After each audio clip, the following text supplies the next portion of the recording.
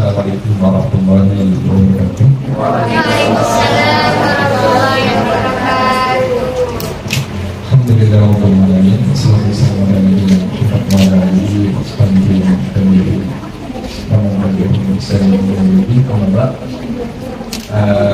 Para asatidzah, ustadzah yang dirahmati Allah Subhanahu wa taala.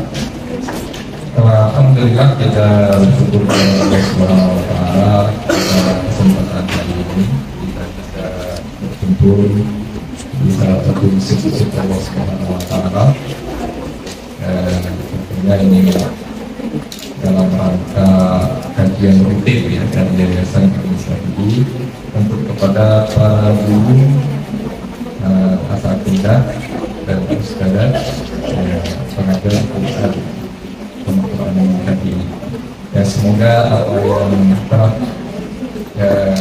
dilakukan oleh kita semua ini, terutama di sini hari Jumat, yang merupakan Sayyidul Ayyam, yang menjadi keutamaan sendiri bagi umat yang Nabi Muhammad, yang kita mendapatkan pahala, pahala dari Allah Subhanahu wa taala. Seperti yang dikatakan tadi, yaitu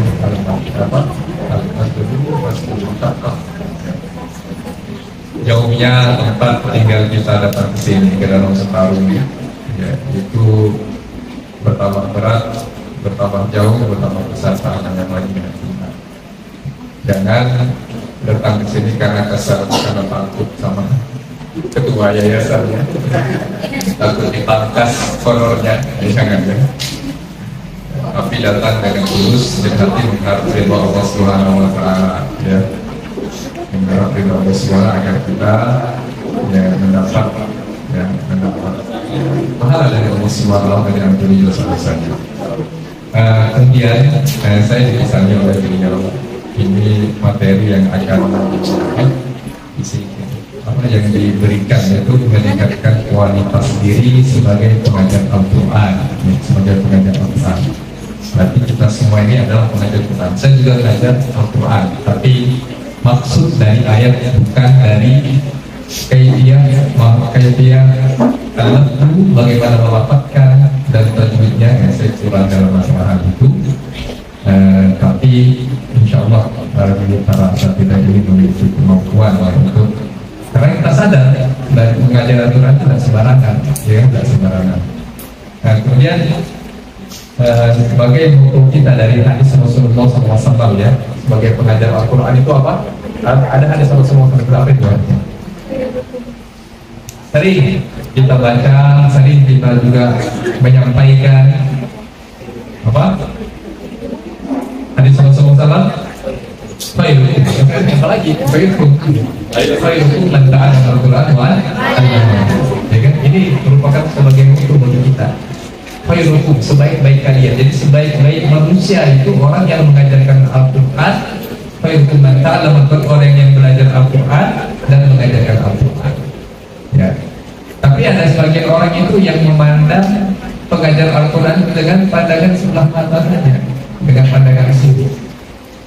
Saya punya dulu pernah ketika dulu ya, sudah lama, ketika saya masih saya mengajar di SDIT Darul Ihsan atau di Salamiah Al-Ihsan Jakarta. Saya memperpanjang SIM, saya pun mau memperpanjang SIM. Di situ dia pekerjaan apa? Dia sebagai guru apa? Guru ngaji, sampai dia ketawa polisinya. Ya. Guru ngaji diketawain. Coba, sakit hati nggak kalian? Ini Rasulullah katakan khairukum man ta'allama al-Qur'an. Tidak, lebih baik dari polisi itu lebih baik daripada belajar Al-Qur'an. Ya. Maka kita harus pede, ya, kita harus percaya diri bahwa kita ini adalah orang yang terbaik. Jangan ketika berhadapan dengan orang yang memiliki pekerjaan ataupun memiliki karir, mereka itu lebih baik. Apalagi pegawai bank ya, itu dengan ribanya masya Allah. Kan? Dengan ribanya atau kalau jangan mau kalah, kita harus begini tegakkan kita ya, sebaik-baik manusia, sebaik-baik orang. Jangan gini kan? Kita ini pengajar Al-Quran, Kita tahu sebaik-baik kalau hidup dan ta'ala maut. Bahkan tumbuhkan kepedean kita, tumbuhkan kepercayaan diri kita adalah manusia terbaik. Orang yang mengajarkan Al-Quran, ya. Apalagi juga kita pernah belajar. Dan semoga belajar itu terus berlanjut, tidak hanya berhenti karena sudah pernah jadi pengajar. Nah, ini perlu, ya, kita belajar itu perlu. Nah, kemudian terasa tidak yang gampang Allah Subhanahu wa Ta'ala. Ya. Kita ini untuk meningkatkan kualitas, ya, kualitas ini apakah kualitas skill kita ketika mengajar ataupun kualitas kita di hadapan Allah Subhanahu wa Ta'ala. Ya. Skill ini memang perlu, skill mengajar. Ya. Kualitas kita menjadi pengajar yang profesional itu penting, ya. Menjadi pengajar profesional itu sangat penting. Ya. Dan tentunya juga tidak kalah pentingnya kita juga berkualitas di sisi Allah Subhanahu wa Ta'ala. Ya, maka yang dua ini sangat penting, berkualitas dalam mengajar dan juga profesional dalam mengajar, dan juga kita menjadi manusia yang berkualitas di sisi Allah Subhanahu wa Ta'ala sebagai pengajar Al-Quran. Ya.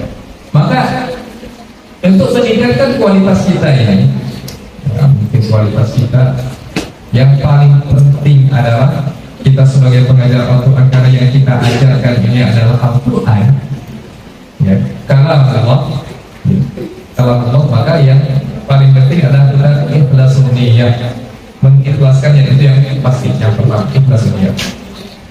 Makanya para ulama itu kalau menulis kitab, ya, kalau menulis kitab, kalau kalian belajar kitab Bukhari yang paling apa,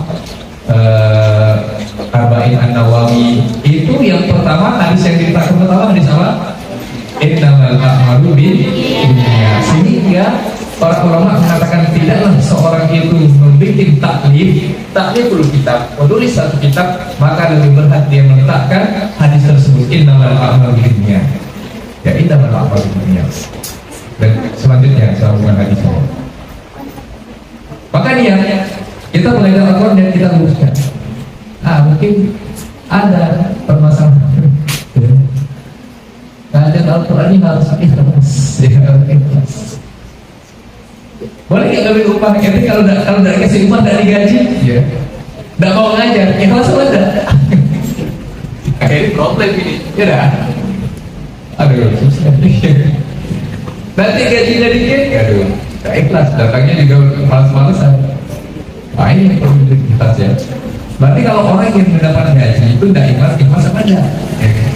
Nah, ini mubtada fi, ya, mubtada itu para ulama berselisih, ya. Tentunya dengan dalilnya masing-masing.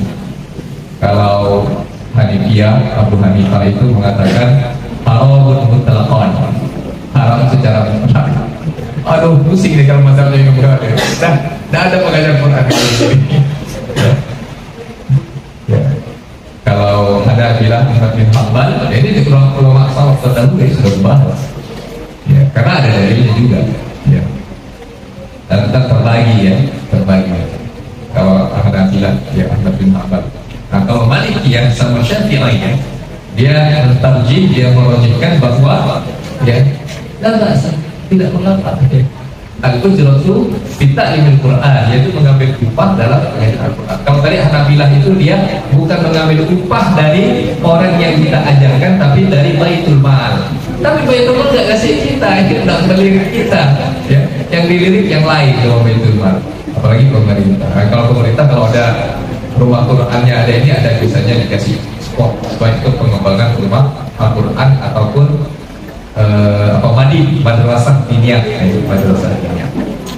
Nah, kalau Imam Syafi'i tadi, ya boleh. Kalau itu bilang boleh aja lah. Kalau ulama sekarang belakangan juga yang mentarjihkan, ya, pendapatnya Imam Syafi'i dan Imam Malik. Ya, jadi boleh mengambil hujah dalam kita di Al-Quran, dalam mengajarkan Al-Quran dan juga mengajarkan ilmu, ya. Salah satu dalilnya apa? Salah satu dari antara dalilnya yang digunakan adalah, yaitu ketika datang seorang wanita kepada Rasulullah SAW, dia minta nikah, dia berkhidbah Rasulullah SAW. Duduk dia. Datang. Apakah dicela sama tidak tahu malu kalau perempuan datang melamar laki-laki? Nah itu Rasulullah SAW kan hanya harus diam aja. Nah ini satu dalil. Boleh kalau seandainya jadi ustadzah ini tertarik dengan akhlak ustadznya, tertarik dengan akhlak ustadznya, ataupun dengan keilmuan yang datang. Ustaz, saya menawarkan diri untuk dinikahi Ustaz. Ini boleh tidak tercela, sebagaimana yang dilakukan oleh siapa? Khadijah radhiyallahu anha. Jangan malu-malu, ya kan? Di sini ada Ustaz banyak, Ustaz saya ganteng-ganteng, pintar-pintar. Tidak kalahnya sama Ustaz. Nah, ya jadi setelah dia duduk lama, lihat sahabatnya tuh ada sahabat Rasulullah SAW, kayaknya Rasulullah SAW tidak tertarik. Ya Rasulullah, zawidni bila, ya Rasulullah nikahkan saya dengan dirinya. Tanya Rasul, kamu punya apa? Kamu punya apa? Cari mahal. Ya, cari mahal. Saya hanya punya sarung, boleh saya kasihkan sama dia. Kalau kasihkan satu, nanti kamu pakai apa? Hanya satu lagi. Untuk bagian atas kalau susah. Kalau itu cari ya. Walaupun kota dengan hadid, walaupun cincin yang terbuat dari besi. Kalau sekarang mahalnya cincin dari besi diterima nggak?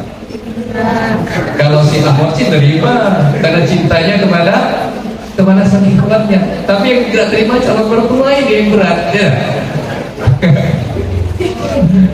Kadang ada yang gitu kan. Kalau tapi ada juga apa? Masa saya dikasih cincin besi dari apa? Ada mur itu mulanya dikasih itu masa. Ya Allah, kira sekali sama suami. Ya kan? Ya, kemudian Rasulullah memberitakan kita, walaupun cincin yang terbuat dari besi, tidak dapat juga. Nah kalau gitu baca apa yang kamu bisa dari surah ini, surah ini. Nah dari dalil ini, jadi ulama memiliki kesimpulan yang sebenarnya yang jadi mahal itu kan hal itu ilahnya ya, penyebabnya menjadi dikorelasikan antara mahar dengan ujratul ta'limul Quran, upah mengajarkan Quran. Itu dia bilangnya karena yang antara upah itu harta dan juga yang dijadikan mahar itu mesti harta. Kemudian pakai Al-Quran boleh, ya boleh ternyata boleh juga dibawa kepada dalil untuk sebagai mengambil upah untuk mengajarkan Al-Quran. Nah ini mungkin dalil umum ya, dalil umum. Dan ada, ini bukan nas, beda antara nas dengan dalil ya. Kalau nas itu redaksinya aqimus sholat itu nas, perintah menegakkan sholat, ya kan? Itu nas. Kalau redaksinya memerintahkan sesuatu perkara, itu nas. Kalau dalil itu umum. Biasa makna tersirat yang ada di dalam Al-Quran dan juga di dalam hadis, kemudian tidak ada redaksinya di situ, tapi dia bisa dikatakan dari makna tersirat. Nah, kalau Imam Syafi'i itu jagonya. Kalau beliau itu kalau semalaman satu hadis itu aja, dia tadabbur bisa mendapatkan 70 kesimpulan dari satu hadis saja. Nah, maka beliau ini terkenal cerdas, jadi Imam Syafi'i terkenal cerdas. Kemudian ada dalil yang lebih sangat mendekati lagi. Ya, kita cari dalil, bukan dari meningkatkan kualitas pengajar Quran, ilmunya.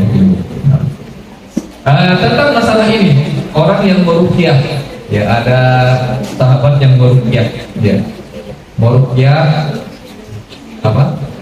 kepala suku kepala satu suku dia tersengat tersengat hewan. Ada yang bisa menyembuhkan, bisa dia dibacakan Al-Fatihah dan beberapa doa subuh. Kemudian dikasih upah, itu dikasih upah seekor kambing, kemudian mereka makan. Maka Rasulullah komentar Rasulullah SAW, maka upah untuk membacakan Al-Quran dan mengajarkan itu lebih berat dia terima. Ya, ini menunjukkan bahwa hadis itu boleh mengambil upah. Ini yang dijadikan dalil oleh mazhabnya Imam Syafi'iyah dan Malikiyah. Ikhlas. Tapi kalau dia lebih misalnya kalau dia seandainya dia dikasih gaji banyak dikit juga tidak nyenteng, ya, dengan keikhlas tetap semangat dia ngajar, itu kamu ikhlas saja. Ya. Kalau kalau dekat-dekat rumah saya itu, saya kan rumahnya di Panwasal, ada berapa di situ ya, yang terdaftar ya, orang-orang sudah yang pernah pondok pesantren di Jawa Timur, mereka dia buka itu tanpa dibayar, masya Allah, mantap aku gitu. Dia paginya kerja, sorenya dia mengajar anak ngaji, sampai juga malam waktu. Ya. Jadi tidak mengambil upah. Ya, kalau di kota-kota ini susah gara-gara kayak itu ya, susah. Ya susah cari orang gitu. Ya bukan tidak mau kan. Jadi para usaha asal tidak ini diperlukan sama ya sama mereka.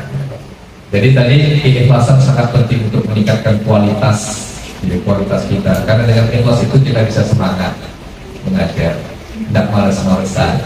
Ya, kalau kita semangat. Ya, kalau kita ikhlas itu akan selalu dikenal sama orang. Ya. Jadi ketulusan kita mengajar itu sangat selalu dikenal oleh orang yang mendapatkan pengajaran dari kita. Salah satu contohnya, ya seperti Imam Nawawi. Kenal ya dengan Imam Nawawi? Saya tadi salah satu kitabnya Arba'in Nawawi, banyak kitab ya. Arba'in Nawawi diantaranya, kemudian dalam fikihnya Al-Majmu', kemudian dalam cara muslimnya Al-Muhaddad, banyak beliau menulis kitab. Nah, kitab beliau itu diantaranya Riyadhus Shalihin. Ya. Di antara kitabnya itu yang sangat fenomenal itu Riyadhus Shalihin. Juga Arba'in Nawawi setiap pondok, hampir setiap pondok itu mengajarkan kepada satunya itu Arba'in Nawawi. Ya. Apa kata ulama? Kata ulama ketika kitabnya selalu dicetak digunakan itu menunjuk padahal usianya itu sudah lama. Ya. Beliau belum sempat menikah sudah wafat. Karena sibuknya menuntut ilmu, belajar ilmu, mengajarkan ilmu, dan kemudian beliau itu kalau dalam satu hari dia belajar itu ada 12 pertemuan dari setelah subuh sampai malam, 12 pertemuan. Dia udah menjadi pelajar, jadi sibuk dia. Disibukkan dengan itu. Bahkan ketika kecil beliau ini diajak main, tapi dia udah mau main ya, sampai menangis. Dia suka terhadap belajar Al-Quran. Dia suka belajar Al-Quran. Ya, dipaksa sama teman-teman yang kecil sebaya ini nangis ya. Nah, ini sudah menunjukkan bahwa beliau ini memiliki cikal bakal menjadi seorang ulama. Nah, beliau kata para ulama bukunya itu fenomenal. Sering digunakan oleh para umat ini, umat Nabi Muhammad ini ya. Itu menunjukkan ketulusan, keikhlasan mereka, jadi keikhlasan beliau yaitu dalam menuntut ilmu dan juga mengajarkan ilmu, sehingga sampai sekarang itu dikenal bahkan ya digunakan. Itu menunjukkan keikhlasan beliau. Nah, jadi kalau kita ikhlas, itu salah dikenal. Tapi jangan sampai kita ngajar saya agar saya dikenal nanti. Nah, jangan, itu sudah tidak ikhlas ini. Ya sudah tidak ikhlas kalau sudah tujuannya untuk dikenal. Dapat apa saya tidak dapat harta, tapi penting saya dikenal. Jadi pahlawan Al-Quran. Nah, ini sudah tidak ikhlas. Nanti sebagai kena hadis Rasulullah SAW, ya yang 3 golongan yang dilemparkan ke neraka itu, yang dia mengatakan dia beramal sebagai mati syahid, dan kemudian sebagai alim dan qari, dan juga seorang dermawan. Itu kan karena mereka mengaku kepada Allah, mereka beramal semuanya. Karena Allah SWT, tapi Allah mengetahui dia bisa, dia menyimpan dalam hatinya bagaimana agar dia menjadi populer, agar menjadi tenar, ya, menjadi tenar. Maka jangan kita niatkan kita mengajar Al-Quran ini supaya agar menjadi orang yang populer. Dan kemudian yang perlu ya mengikhlaskan niat ini, yang berkaitan dengan ikhlas adalah niat untuk meningkatkan kualitas diri kita. Ya, kita itu ada muta'assur, ya, ada muta'assur bil kalamillah, ya, yaitu tidak mempengaruhi perkataan-perkataan orang, itu tidak mempengaruhi kita. Jadi kalau orang puji, kalau orang mencela, ya kalau kita dipuji ya, itu tidak ngefek. Kita tidak bertambah berbunga-bunga. Beda. Kalau orang dipuji dia berbunga-bunga hatinya, ini berbeda. Kalau dicela dia marah. Tapi kalau seandainya orang itu dicela dan dia dipuji, itu tidak ngefek, tidak juga marah, santai aja. Terserah kamu ngomong apa, ya, cuek aja. Maka ini menunjukkan keikhlasan kita. Kalau kita dicaci maki sama wali santri, kenapa anakku begini gitu? Dan sama wali santri dimarah-marahin, ikhlas, sabar dulu, jelaskan. Dimarahin satu kali orang ngambek, dan mau ngajar lagi. Ngeri ngajar rumah Quran ini, ngajar anak-anak orang ngeri gitu. Dimarahin wali santri, salah ngajar ya. Salah sedikit keliru dan sengaja ya, sudah dimarahi, sudah berhenti dari mengajar Al-Quran. Nah, maka kalau ini ya, kalau orang yang ikhlas tidak saya kenapa yang penting saya ngajar Al-Quran. Terserahnya dia mau belajar di sini, mau tidak terserah dia. Yang penting saya mengajar Al-Quran dengan baik, dengan profesional. Ya. Ini menunjukkan keikhlasan. Kalau kita puji-puji pun tidak bertambah semangat, biasa saja. Ya, orang puji masalah kalau bagus mengajarnya ini dan metodenya bagus. Dipuji-puji ya kita juga tidak berhubungan, tidak berbunga-bunga, biasa saja. Nah, ini menunjukkan bahwa keikhlasan seseorang itu ketika mengajarkan Al-Quran. Dan kemudian yang menunjukkan keikhlasan juga yaitu ibtiadu anil kibr wal ghurur. Ya, ibtiad yaitu menjauhi dari kesombongan. Ya, menjauhi dari kesombongan. Biasa setiap pengajar ataupun setiap masa tidak ini kan memiliki kemampuan yang berbeda-beda, kemampuan dalam suaranya, dalam melantunkan ayat Al-Quran, yang satu mungkin ngebas, yang satu lagi suaranya parau, atau yang satunya yang indah, Masya Allah. Maka yang suaranya indah ini ya, jangan tertipu dengan kelebihan yang Allah berikan kepada kita. Tawadhu saja. Tawadhu itu menjadi keikhlasan. Jangan sombong. Ketika kita memiliki keahlian dalam mengajar sehingga disenangi sama anak-anak, maka jangan sombong dengan kelebihan yang Allah berikan. Nah, orang yang tidak sombong, yang tidak sombong ini, ya, dia menunjukkan bahwa keikhlasan. Sombong. Dan sombong ini sangat bahaya sekali. Sombong, merasa sombong itu kalau salah satu tabi'in mengatakan kalau dia sudah merasa lebih tinggi daripada temannya, itu sudah menunjukkan kesombongan. Dia merasa lebih dari umatnya, dari teman pengajarnya, dan siapa saja dia sudah merasa lebih awal, lebih cantik, lebih keren, lebih hebat, lebih pintar, ya kan? Itu sudah menunjukkan kesombongan. Sudah menunjukkan kesombongan. Sebagian ulama yang bermasalah apa yang dikatakan tadi. Tadi saya kasih proxy itu, saya ketemu di lampu merah polisi lain, ketemu sama polisi dari Bangka ke sini di batas dekat pertigaan Kolotang tersebut ada masjid jihad ya. Masjid jihad kan lampu merah itu kadang orang ngerobos itu yang ngerobos lampu merah itu ngerobos biasa yang ngerobos lampu merah kalau lagi aman ngerobos itu. Ada jalan ya,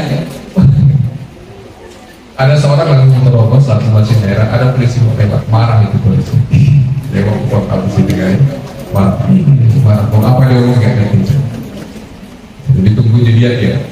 Seandainya polisi itu, ya polisi pasti orang itu ngecap nilai orang ini sombong. Seandainya dia tawadu, kan? Maka ketawaduan seseorang itu sebagaimana yang dikatakan hadis Rasulullah SAW.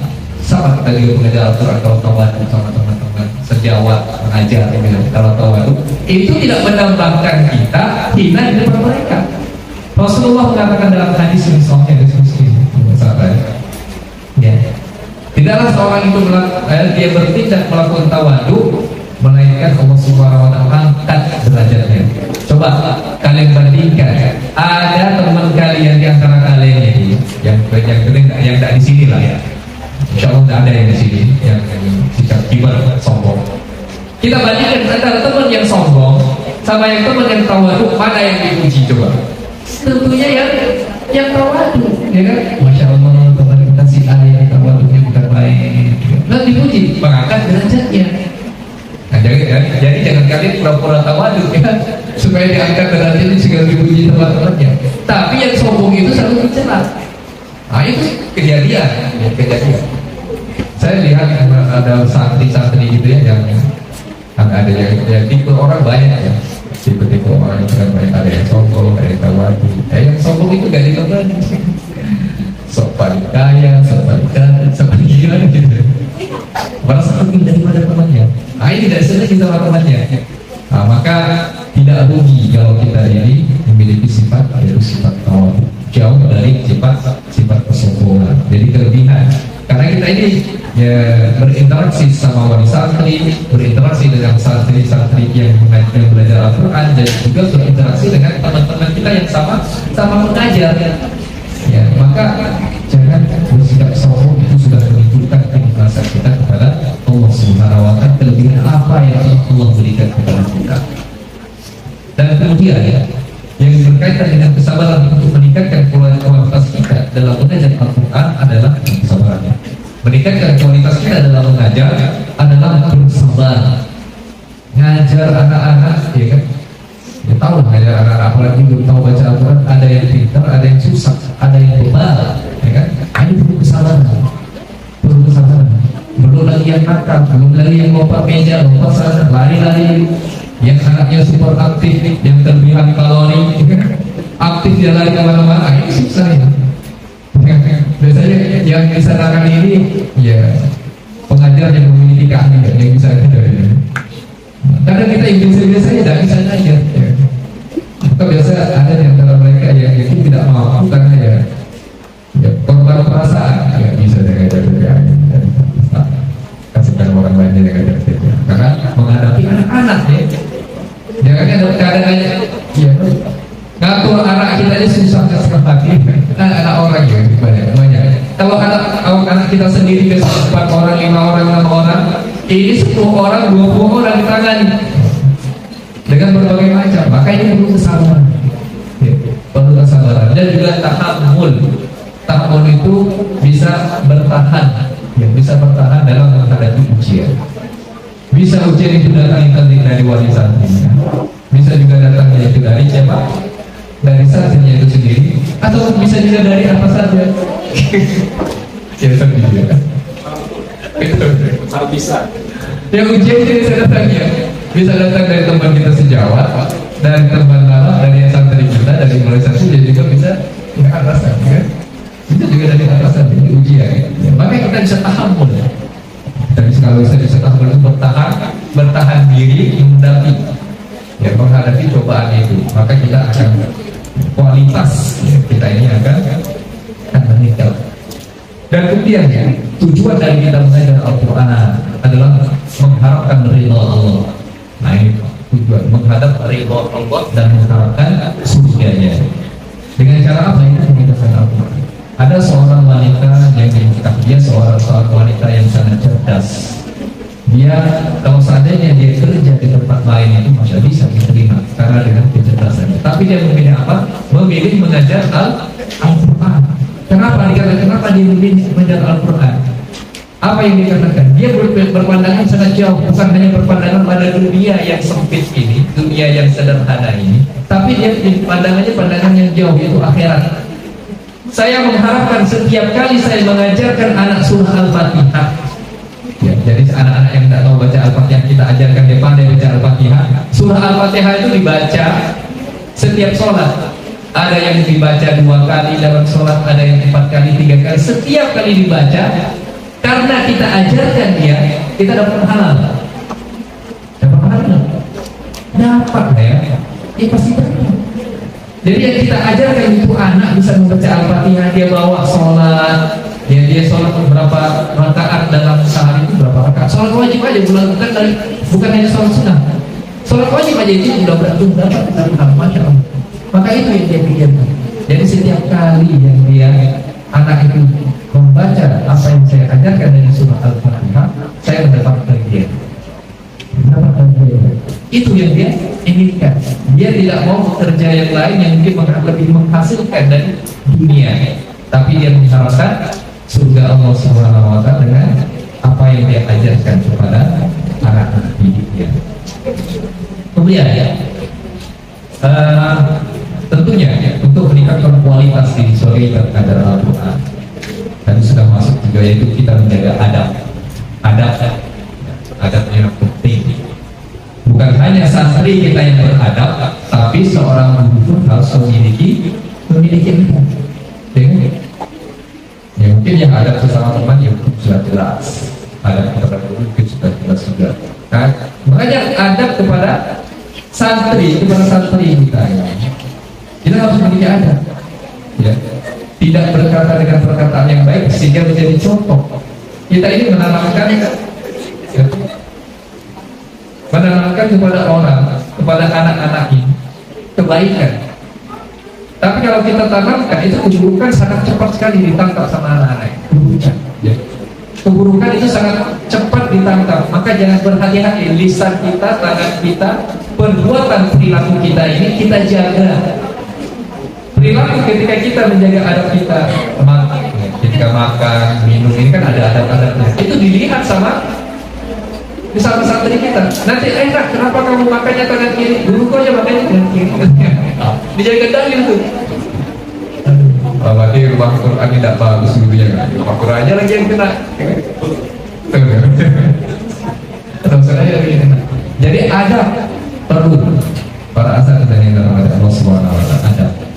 Dan ketika kita tegur anak-anak kita tegur ketika dia makan, kita tegur makan tangan kiri, pakai tangan kanan, makan berdiri, ajar duduk, baca basmalah, dan lain sebagainya. Ketika mengajar juga, ketika mengajar jangan lisan-lisan kita sangat mudah mengeluarkan kalimat-kalimat yang tak baik. Apalagi satu sekarang ini yang sangat mungkin anak-anak yang kita sering kita dengar itu, nggak tahu kalau di daerah lain. Kalau di tempat-tempat apalagi di Pontianak Utara, omongnya apa? Binatang. Dan di misalnya kalau lagi main-main, kalau bodoh itu hampir semua bodoh, panggilnya bodoh, tidak ada sih bisa. Kalau seorang guru panggil anaknya Quran, karena dia bebal jadi dipanggil Quran, ini ada yang penting saling tinggalkan, maka ada perlu diperhatikan. Imam Ahmad pun mengatakan, saya lebih senang mengatakan kepada murid-murid saya, lebih senang kalian satu permasalahan tentang adab daripada kalian belajar hukum fikih sebanyak 70 bab adab yang didahulukan. Nah, maka kalau di pondok pesantren ini, masya Allah, diajarkan adab-adabnya, diajarkan adab-adab bagaimana adab itu, sehingga tak berkuala sama guru. Ini pelajaran adab sangat penting. Adab seorang guru kepada murid itu juga sangat penting, ya. Karena guru itu sebagai suri tauladan ataupun menjadi contoh bagi seorang santrinya. Maka ketika kita mengajar Al-Quran itu nilainya itu ada pandangan orang itu yang baik-baik, maka kita menjadi pengajar ini menjadi orang yang baik, ya. Menjadi orang yang baik dalam sisi akhlaknya juga, bukan dalam masalah sisi taksi, dalam masalah menghafal Al-Quran kita, tapi dengan adabnya juga. Adab merupakan suatu perkara yang tidak kalah pentingnya ya dalam mengajar Al-Quran. Dan kemudian untuk meningkatkan kualitas ya, kita dalam sebagai penguji Al-Quran, ya kita ini belajar ya. Jadi tidak putus-putus belajar ya. Kalau Imam Syafi'i itu ada istilahnya, kalau kita belajar fikihnya Imam Syafi'i, mazhabnya Syafi'iyah, itu ada qaulul jadid wa qaulul qadim. Qaulul jadid itu ketika beliau berada di Mesir sampai beliau wafat. Kalau qaulul qadim itu ketika beliau berada di Baghdad, beliau berfatwa. Jadi kenapa kok ada qaulul qadim dan qaulul jadid? Qaulul qadim itu perkataan lama, jadi fatwanya yang lama. Qaulul jadid jadi fatwanya yang baru. Kenapa kok bisa ada perubahan fatwa ini? Berarti kan Imam Syafi'i senantiasa jadi imam sekelas Imam Syafi'i yang hafalnya ribuan hadis, jutaan hadis, ya kan? Sekelas pasti ada pembelajaran yang sebelumnya ketika dia berada di Baghdad ada hadis yang belum dia dapatkan sehingga dia berfatwa. Ketika dapatkan hadis yang baru, fatwanya berubah, berada di kota di negeri Mesir. Jadi kan ada perubahan. Ini sekelas Imam Syafi'i dia belajar terus sampai beliau wafat. Nah kita siapa? Kan? Ya, kita ini siapa? Ya. Kok nggak mau belajar sudah semasa cukup dengan ilmunya? Apalagi mengajar Al-Quran. Mengajarkan Al-Quran itu tidak mudah. Kalau ala kadarnya bisa-bisa. Ya kan? Kalau mengajarkan abada itu pun mengajar abada makhrajul huruf itu perlu pembelajaran yang sangat mendalam. Kalau ya kita tingkatlah kualitas kita. Apalagi kalau kita untuk mengambil sanad makhrajul huruf. Ya, kalau kita sudah belajar ada kan ilmu tajwid yang sudah dijadikan matan ataupun mutun. Sifatul atma dan matan syatibiyah, yang lebih tinggi lagi syatibiyah, itu perlu kita pelajari bagaimana sifat huruf.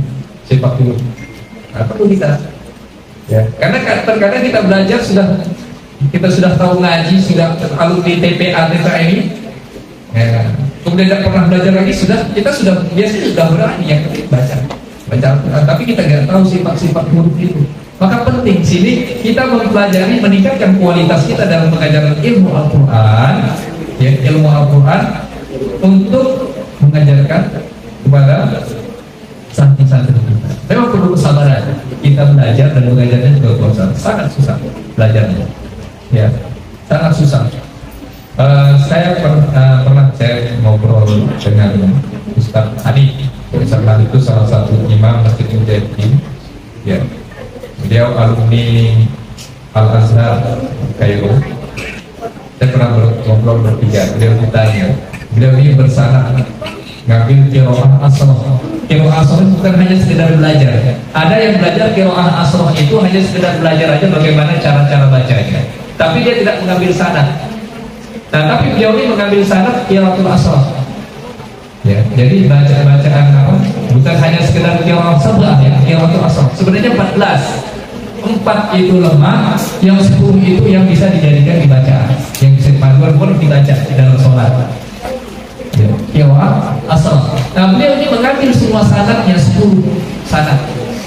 Jadi 10 sanad diambil, satu sanad bayar nggak? Bayar. Berapa?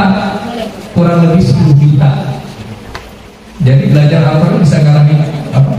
Bisa ngalahi perguruan lain ya. Belajar Al-Quran dengan satu-satu. Tapi syaratnya apa? Syaratnya berat. Harus hafal Al-Quran. Ya, baru diizinkan bisa ngambil sanad. Ya, kamu bisa ngambil sanad kalau udah hafal Al-Quran. Ya. Berat ya? Nah, di sini yang hafal Al-Quran bisa dihitung orang, bisa dihitung. Saya sendiri tidak apa. Jadi itu yang bisa hafal Quran. Benar. Maka kita itu perlu belajar, tingkatkan kualitas kita untuk sebagai pengajar Al-Quran. Ya. Nah, kan? Apalagi kita tanamkan dalam diri kita ini bahwa ya fa'ilahul ladzina amanu minkum walladzina utul ilma darajat. Orang yang memiliki ilmu, yang belajar itu akan mendapatkan ilmu, yang mendapatkan ilmu itu akan diangkat derajatnya oleh Allah Subhanahu wa taala. Ilmu apa? Ya, ilmu syar'i, tentunya ilmu syar'i, bukan ilmu kedokteran. Kata Rasulullah SAW, man salaka thariqan yaltamisu fihi ilman sahala Allahu bihi thariqan ila jannah. Siapa yang meniti ilmu apa itu? Pernah ditanyakan ke ulama, seorang dokter pernah menanya kepada seorang ulama, jadi dimaksud dengan hadis ini ilmu apa? Ilmu syar'i. Kalau dokter nggak masuk nangis ke dokter. Saya coba sampai belajar ini, coba sampai belajar ilmu kedokteran dengan biaya yang sangat besar. Tidak masuk dalam hadis ini. Ya kan, dengan ilmu syar'i itu kita mengetahui mana yang hak, mana yang batil, termasuklah juga Al-Quran, termasuk juga Al-Quran, ilmu syar'i. Kita tanamkan bahwa menuntut ilmu adalah merupakan pekerjaan yang sangat mulia. Bahkan ulama mengatakan afdalu, sebaik-baik taqarruban ila Allah, sebaik-baik lebih mendekatkan diri kepada Allah Subhanahu wa taala. Seorang ulama juga pernah mengatakan, mana yang lebih baik antara ahlul ibadah dengan ahlul ilmi? Para ulama seorang alim, tentunya lebih baik seorang alim daripada apa? Daripada ahlul ibadah. Ya. Tidurnya seorang alim itu lebih ditakuti setan daripada ibadahnya alim ibadah. Kenapa? Karena mereka memiliki ilmu bagaimana perangkat untuk menangkal siapa? Menangkal godaan setan. Dikeluarkan dari jauh, ini godaan setan, dikeluarkan dari saya punya ilmu. Ya, tidurnya saja itu sudah ditakuti sama setan, ya, apalagi ibadahnya. Nah, kadang ahli ibadah itu tergelincir karena dia tidak punya ilmu, tergelincir dalam kesalahan-kesalahan. Ya kan? Pernah ceritanya Bani Israil yang panjang ya, tidak perlu cerita tentang panjang. Akhirnya dia berzinah dan membunuh wanita yang sudah dizinahi dan menghamilinya. Akhirnya dia dilaporkan sama beradiknya ini. Kemudian dia menghukum mati. Setan itu bilang, ahli ibadah ini dari Bani Israil. Dia mengatakan, ya kamu tolong, asal saya tolong kamu, saya bebaskan dari hukuman ini, dari raja itu. tapi dengan satu syarat apa? Kamu ingkar, kamu kufur kepada Allah. Dia kufur kepada Allah Subhanahu Wa Taala. Ya, dia apa katakan? Ini bari ummi, saya berlepas diri, kata saya. Udah kufur, kemudian dia berlepas diri. Sehingga ahli tafsir itu senantiasa mengaitkan kisah Bani Israil ini dengan ayat surah Al-Mujadilah, surah Ini bari ummi. Sesungguhnya saya berlepas diri kepada Allah. Itu perkataan Allah Subhanahu Wa Taala. Ketika syaitan itu menggoda manusia dan ikut godaan syaitan, maka syaitan itu mengatakan ini dari saya berlepas diri pada diri. Nah ini, maka kita tanamkan agar kita termotivasi untuk senantiasa belajar, ya belajar. Apalagi profesi kita adalah belajarkan Al-Quran. Mana cabang-cabang Al-Quran ini sangat banyak, sangat banyak. Maka kita untuk menjadi guru yang profesional, maka tingkatkan kualitas ilmu kita dalam masalah Al-Quran. Jadi Al-Quran bukan hanya sekedar mungkin yang ada di buku DPI, sangat tipis sekali. Nah kemudian ya, untuk meningkatkan kualitas juga yang terakhir ketika sudah waktu kita memungkinkan sudah terima lewat kayaknya. Ya, ketika kita sebagai pengajar Al-Quran, maka kita menjadi orang yang amanah. Ya, tahu sendiri amanah. Kita seorang ciri-ciri orang yang beriman itu memiliki amanah, ya kan, amanah dan baik. Jadi mengajarkan seorang santri itu harus betul-betul amanah. Jangan hanya asal-asalan. Tangannya di HP sambil sebat. HP, ada orangnya lagi kalau main game. Ini dia kibat. Ajarkan astagfirullah. Ngajarnya ada sambil main game. Muskilatun kabiratun. Ini kan masalah besar ya. Ini menuju yang tidak ada. Jadi kita jadi pengajar itu aman. Jadi perhatikan betul-betul anak itu ngajinya makhluknya benar enggak, ya kan? Ini baru amanah dalam mengajar, belum amanah materialnya, belum amanah waktu. Seperti SOP yang telah diberikan oleh yayasan tadi kan, ada SOP-nya. Nah, kita ada harus wajib mentaati enggak? Ya, saya sebagai pengajar ini taati. Nah, ini untuk meningkatkan kualitas kita sebagai pengajar, apalagi Al-Quran yang kita ajar tidak main-main dalam umum ya. Perkataannya Allah yang kita ajarkan kepada manusia, kita harus sebaik manusia. Maka kita tidak baik kalau kita salah niat, kalau kita salah bayangkan sebagai pengajar kita ini, ya profesi kita ini hanya sekedar untuk mainan saja, hanya sekedar untuk hiburan saja, maka sangat sia-sia, rugi. Maka capailah profesi kalian dengan derajat yang tinggi di sisi Allah Subhanahu Wa Taala. Mungkin hanya ini yang bisa saya sampaikan. Ya, semoga kita bisa mengambil manfaat bersama, terutama saya pribadi. Ya, bisa menambah ilmu, bisa menambah dan ilmu yang lainnya ya. Kita saling memberi motivasi satu dengan yang lainnya, saling mengingatkan dan saling mengingatkan. Ini merupakan salah satu ketakwaan kita kepada Allah Subhanahu Wa Taala. Lebih kurangnya saya minta maaf. Ya. Saya bersyukur sekian. Saya beri Bismillahirrahmanirrahim.